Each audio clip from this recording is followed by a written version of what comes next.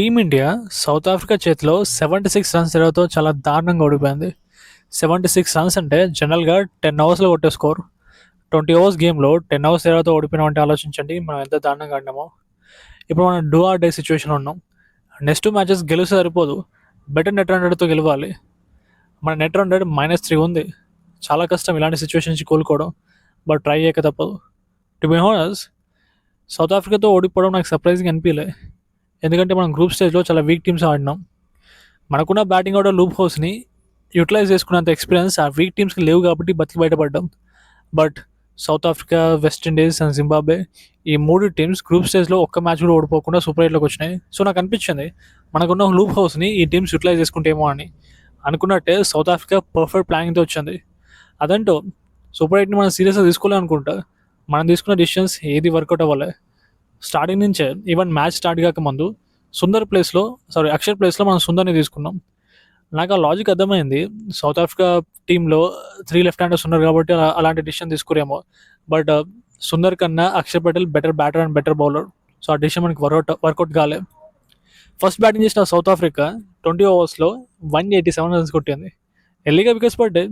బుమ్రా లాంటి బౌలర్ మన టీంలో ఉంది కాబట్టి ఎల్లీగా వికెట్స్ తీసేసాడు. బట్ మనం అన్ఫార్చునేట్లీ క్యాపిటలైజ్ చేసుకోలేదు. ఆ తర్వాత వచ్చిన మిల్లర్ అండ్ బ్రేవిస్ చాలా బాగా ఆడారు. Especially Miller single handle match మొత్తం టర్న్ చేసాడు. అండ్ లాస్ట్కి వచ్చిన స్టబ్స్ ఫినిషింగ్ టచ్ చేసాడు. దాంతో సౌత్ ఆఫ్రికా స్కోర్ బోర్డ్ మీద 187 రన్స్ ఉన్నాయి. నిజానికి మనకున్న బ్యాటింగ్ ఆర్డర్ చూసుకుంటే ఆన్ పేపర్ మన టీం చాలా స్ట్రాంగ్ ఉంది కాబట్టి 187 రన్స్ కష్టమే కాదు మనం చేసేయడం.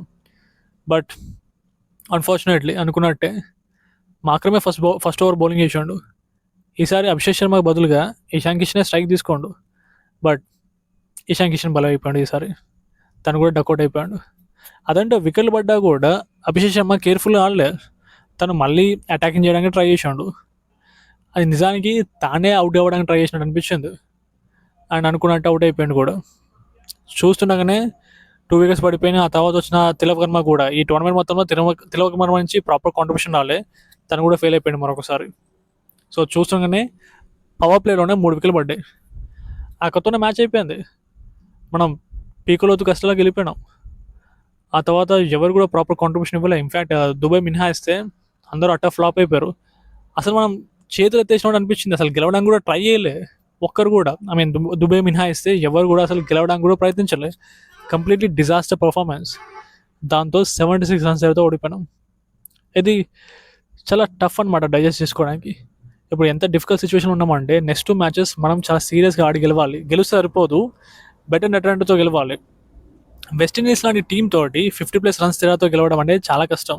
ఇప్పుడున్న వాళ్ళ టీం చూసుకుంటే T20 టీం అంటే నాకు ఫస్ట్ వెస్టిండీసే గుర్తుకొస్తుంది, అంత బాగా ఆడతారు వాళ్ళు. సో మనకు నెక్స్ట్ మ్యాచ్ చాలా ఇంపార్టెంట్. జింబాబ్వేతోనే మనం ట్రై చేయాలి. 70-80 రన్స్ తేడాతో గెలవాలంటే మనం అంటుంటాం చూసారా 300 టార్గెట్ పెడతామని. ఒకవేళ బ్యాటింగ్ ఫస్ట్ చేస్తే మనం నిజంగా 300 టార్గెట్తోనే ఆడాలి.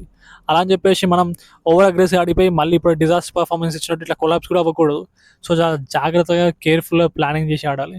And very important next game మనకి జింబాబ్వే తోటి. నా లెక్క ప్రకారం జింబాబ్వేతోనే మనం ఈ 70-80 రన్స్ తేడాతో గెలవగలుగుతాం. వెస్టిండీస్ మీద అయితే అస్సలు కుదరదు. అయినా మనం గెలిచినా కూడా సరిపోదని చెప్పినా కదా. ఎందుకంటే వెస్టిండీస్, జింబాబ్వే వాళ్ళు కనుక లేదా సౌత్ ఆఫ్రికా వాళ్ళు కనుక 2 మ్యాచెస్ గెలిచారు అనుకోండి, మనకన్నా బెటర్ నెట్ రన్ రేట్ ఉంటే డెఫినెట్లీ వాళ్ళే సెమీస్కి వెళ్తారు. చాలా టఫ్ సిచ్యువేషన్ ఉన్నాం. చూడాలి మరి మనం ఎట్లా తెలుసుకుంటామో. ఇంకా అనుకున్నట్టు నాకు తెలిసి నెక్స్ట్ మ్యాచ్లో ఖచ్చితంగా అభిషేక్ శర్మకి ఛాన్స్ ఇవ్వకపోవచ్చు. సంజుకే ఛాన్స్ వస్తుంది అనుకుంటున్నాను. ఎందుకంటే అభిషేక్ శర్మ ఇప్పటికి 4 మ్యాచెస్ ఆడాడు, 3 టైమ్స్ డక్అవుట్ అయిపోయాడు. ఈ మ్యాచ్లో కేవలం 15 రన్స్ వేసాడు. అండ్ మెయిన్ ప్రాబ్లం ఏంటంటే తను సెన్సిబుల్గా ఆడట్లేదు, ఓవర్ అగ్రెసివ్గా ఆడుతాడు. అండ్ ఓవర్ అగ్రెషన్ పనికిరాదు. ఇన్ఫ్యాక్ట్ ఓవర్ అగ్రెషన్ ఆడాలంటే టీంలో మిగతా అందరి నుంచి ప్రాపర్ కాంట్రిబ్యూషన్ రావాలి. కానీ ఇప్పుడు మన టీం సరిగా లేదు. సో నీ నుంచే కాంట్రిబ్యూషన్ రావాలి. అలాంటప్పుడు నువ్వు సెన్సిబుల్గానే ఆడాలి. ఓవర్ అగ్రెషన్ పనికిరాదు. అదేంటో అందరూ అభిషేక్ శర్మ గురించి మాట్లాడుతారు కానీ తిలక్ వర్మకి ఏమైందో అర్థం కావట్లేదు. తన నుంచి కూడా ప్రాపర్ కాంట్రిబ్యూషన్ రావట్లేదు. తన లక్ ఏంటంటే తనకు రిప్లేస్ చేయడానికి ప్లేయర్స్ లేరు మన స్క్వాడ్లో. మ్యాక్సిమం నెక్స్ట్ మ్యాచ్లో సుందర్ ప్లేస్లో అక్షర్ పటేల్ ఉంటాడు అండ్ అభిషేక్ శర్మ ప్లేస్లో సంజు శాంసన్ ఉంటాడు అనుకుంటున్నా. అంతమించి పెద్ద చేంజెస్ కూడా చేసుకోలేరు. ఉన్న టీమే చక్కగా ఆడాలి. చూడాలి మరి మన వాళ్ళు నెక్స్ట్ మ్యాచ్ ఎంత సీరియస్గా తీసుకుని ఆడతారు. Very tough situation. బయటపడతారు అనుకుంటున్నా. Just hope. కానీ నా మైండ్ అయితే ఎప్పుడో చెప్పేస్తుంది మన ఈ టోర్నమెంట్ ఇక్కడితో అయిపోతుందని. But this 1% chance. I believe it. చూడాలి మరి ఏమవుతుందో. That's it guys. See you again.